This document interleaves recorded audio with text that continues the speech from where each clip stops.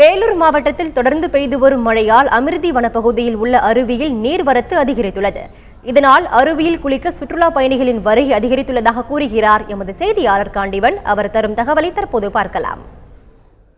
பருவமழை தொடங்கி தமிழகத்தின் பல்வேறு பகுதிகளில் மழை வெள்ளம் என பெருக்கெடுத்து ஓடிக்கொண்டிருக்கக்கூடிய சூழ்நிலையில் தற்போது வேலூர் மாவட்டம் வேலூர் திருவண்ணாமலை மாவட்ட எல்லைப் பகுதியில் அமைந்திருக்கக்கூடிய அமிர்தி அருவியானது தற்போது வெள்ளப்பெருக்கு ஏற்பட்டிருக்கிறது.